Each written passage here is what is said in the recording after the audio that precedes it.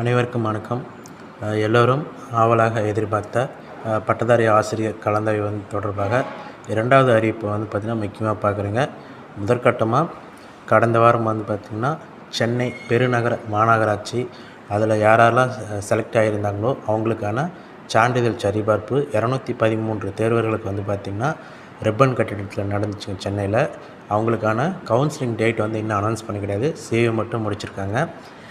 இதனோட அடுத்த தொடர்ச்சியாக இப்போ தற்போது பார்த்திங்கன்னா 2வது துறையாக ஏடி வெல்ஃபேர் டிபார்ட்மெண்ட் ஆதி திராவிடர் நலத்துறை, இந்த துறை யாரெல்லாம் இந்த துறைக்கு யாரெல்லாம் தேர்வு செய்யப்பட்டு இருந்தார்களோ அந்த தேர்வர்களுக்கு பார்த்திங்கன்னா வருகின்ற 26/11/2024 அன்று சென்னை ஆதி திராவிடர் நலத்துறை இயக்குநரகத்தில் சான்றிதழ் சரிபார்ப்புடன் கூடிய கலந்தாய்வு நடைபெறுகிறது. ஏன்னா இதில் பார்த்திங்கன்னா கேண்டிடேட் ரொம்ப கம்மியாக தாங்க இருந்தாங்க.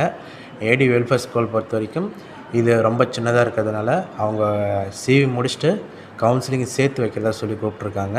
அது தொடர்பான டீட்டெயில் தான் இந்த வீடியோவில் பார்க்கலாங்க.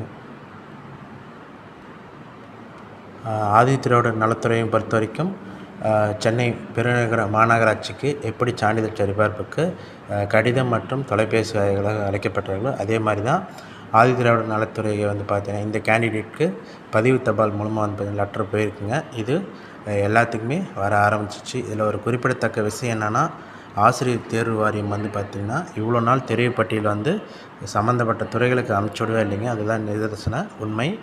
ஆசிரியர் தேர்வு வாரிய தலைவரின் கடிதனாக்க இப்போ நம்மளுக்கு நவம்பரில் தான் நவம்பர் 12ஆம் தேதி தான் இப்போ சென்னை மாநகராட்சி சரி தொடர்புடைய அனைத்து துறைகளுக்கும் அனுப்பப்பட்டுள்ளது.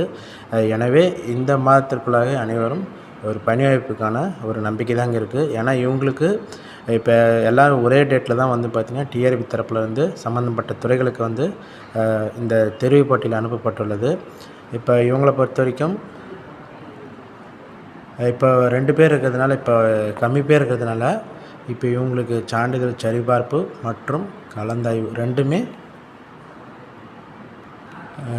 நடத்துகிறத முடிவு பண்ணிருக்கிறாங்க. அதனால் இந்த துறை யாருக்கெல்லாம் செலக்ட் பண்ணியிருக்காங்களோ அவங்க சென்னை 5க்கு பார்த்திங்கன்னா ஆதி திராவிடர் நலத்துறை இயக்குனர் அலுவலகத்திற்கு 26/11/2024 அன்று காலை 10 மணி இந்த அளவில் பார்த்திங்கன்னா அங்கே ஆஜராகிற மாதிரி அவங்கள வர சொல்லியிருக்கிறாங்க. எல்லாருமே சேஃபாக போயிருங்க. இதில் யாரெல்லாம் இப்போ நீங்கள் இந்த துறை சேர்ந்துருக்குறீங்களோ இப்போ இந்த வீடியோ பார்த்திங்கன்னா ஒரு சில பேர் இருந்தீங்கன்னா இந்த கமெண்டில் கூட கீழே பண்ணிவிட்டு இப்போ உங்கள் டிஸ்ட்ரிக்கு இப்போ நீங்கள் பண்ணிக்கிட்டிங்கன்னா இப்போ உங்கள் கூட ஒர்க் பண்ணுறவங்களுக்கு கான்டாக்ட் பண்ண ஈஸியாக இருக்கும். அதனால் இங்கே ஏடி வெல்ஃபேர் பார்த்திங்கன்னா யாரெல்லாம் செலக்ட் பண்ணிக்கிறீங்களோ அவங்க நம்பர் கமெண்ட் பண்ணிங்கன்னா மற்றவங்களுக்கு யூஸ்ஃபுல்லாக இருக்கும். ஏன்னா அவங்களும் பார்த்திங்கன்னா தொடர்பு கொள்வது இதுனா எல்லாமே சந்தேகம் வருங்க. ஏன்னா நீங்கள் இதுக்கு மேலே தனி யூனிட்னால் உங்களுக்கு தொடர்பு கொள்ள ஏன்னா அவங்க அறிமுகம் ஏற்படுத்திங்க. அப்படி இல்லைனாலும் சேப்பாக்கம் 26/11 போகும்போது அந்த உங்களுக்கு அங்கேயே அந்த ஆதிரோட நலத்துறையிலே பார்த்திங்கன்னா எல்லாத்துக்கிட்டையும் பழக்கமாகிங்க.